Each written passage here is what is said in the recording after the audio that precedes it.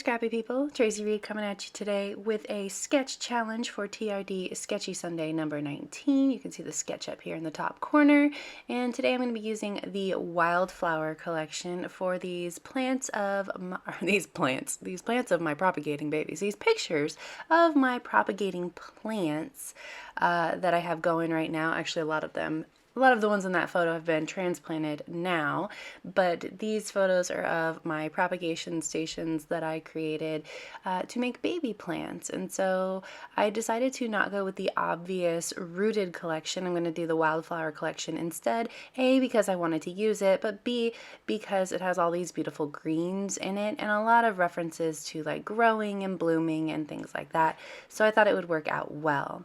So I'm replicating the diagonal stripes on the sketch, and I'm doing it really simply. I'm just cutting my papers at an angle, hopefully the same angle or at least close to it every time. It's okay if it's a little imperfect, not a big deal, but I'm just making sure that I vary the widths of the stripes as well, just like the sketch, but I'm not adhering too closely to the sketch, like I'm not watching or looking at the sketch while I cut these stripes, just doing what feels right. And so I decided that I was getting way too thick there on the bottom. So what I'm going to do now is I'm going to start with the like half sheets, and I'm going to go a little bit lower just so that there's not like 12 pieces of paper at the bottom of this page all stacked up together. So you can see I'm just going a little bit lower. I would have done that at the start had I thought about it, but I didn't think about it. So I've got a nice thick bottom piece there on my paper, but the top is a little bit thinner, so it's going to be a fine. I could go back and fix it and like trim it, but I'm just going to be way too lazy to do that, so not doing that. I'm just making sure that my stripes are definitely nice and spaced out, like the white-based papers and the green-based papers are separated. I'm using the wood grain paper back there just as a guide to make sure that I get my paper the right height. So once I have my paper down to a 10 inches, or no, 5 inches by 8.25 inches, then I don't need that paper anymore. So I'm just going to put a little corner up here on the top with these wordy bits, just because I felt like that green paper was a little bit too big there at the top. But the struggle is real, so we're going to add blue too.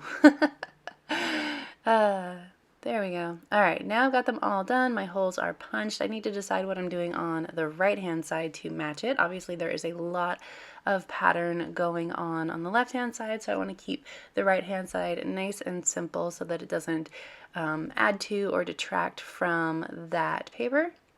So I'm matting this large photo in green. I'm going to mat both of these photos in green. I am doing my photo orientation differently than on the sketch. On the sketch, the right-hand side was horizontal, the left-hand side was vertical, but I'm doing horizontal on the left and vertical on the right. That's just how my photos worked out. I wanted the propagating, like the little tubes, to be the large photo, so it had to go vertically. I'm going to take these offcuts of the cut files that I created.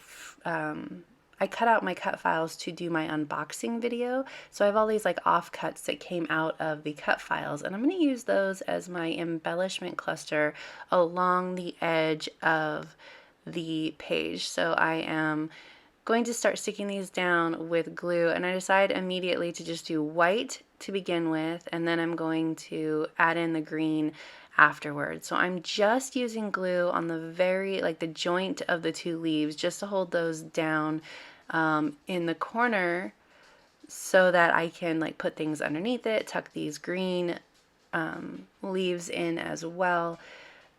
Because I am using liquid glue, so it is going to be a little bit harder to move things around once I get things down, so I'm just making sure that I don't use too much glue. I decided that as much as I liked this, it was a little bit jumbled and confused the way that it looks. So I decided to add these yellow flowers to the edges as well.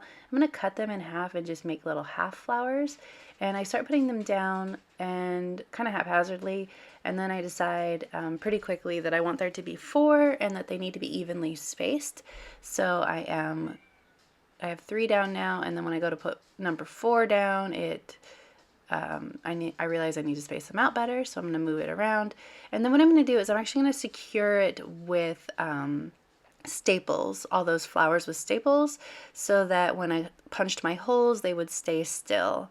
So I'm using some ColorCast Designs wood veneer from the April release. I love that bloom that's in the wood veneer. And then I want to use that camera as well to make sure that I have wood veneer on both sides of the page. One thing I love about ColorCast Designs wood veneer is that it's nice and thin, which doesn't add a lot of bulk to my album, which is a good thing because the acrylic pieces that I get from ColorCast are super thick.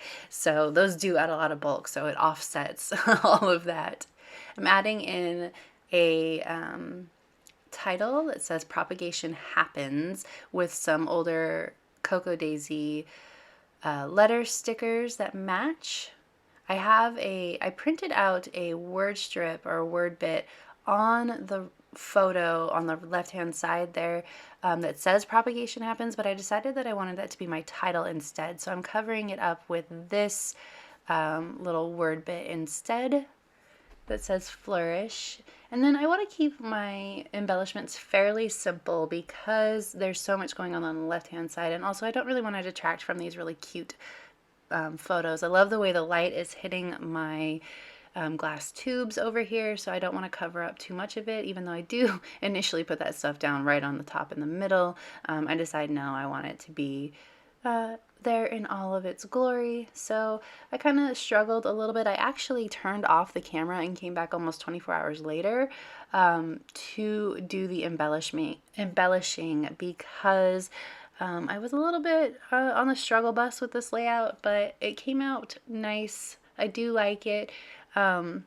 I just wasn't feeling scrapbooking. Some days I just am not feeling scrapbooking, and I haven't been in a great scrapbooking mood since we got home from vacation. I have a lot of deadlines with work and a lot of things going on, so I just haven't really been focused. So it's probably part of why this page turns out so simple as well, other than those stripes. I tried to incorporate some acrylic, but I decided pretty quickly that I didn't want that. So you can see I'm just kind of looking at it, and then I realize I start putting that sequin out of the frame and realize I have a bunch of these sequins sitting here from Citrus Twist package. Erin likes to put little sequins in the box just loose as decoration, and oftentimes I use them on my pages, and I thought that these matched pretty well. They're like iridescent blue and yellow with a little bit of pink, and I thought it matched really cute, and so I just decided to put those down, and actually it added a lot to the page without adding too much to the page. And I'm going to incorporate it into the leaves and the flowers on that side as well. And then I'm going to add in my journaling. I'm going to type it on the computer and add it in that way. And then I'm going to call it good. You'll see that at the end. So if you enjoyed this video, I'd love it if you give it a thumbs up. If you're new here, go ahead and subscribe. I would love to have you. If you don't already, you can follow me over on Instagram. I'm at Traci M. Reed. I'd love to see you over there as well. You can find a link to the sketch challenge number 19 in the description box below and see other examples with it from the team. All right, thank you.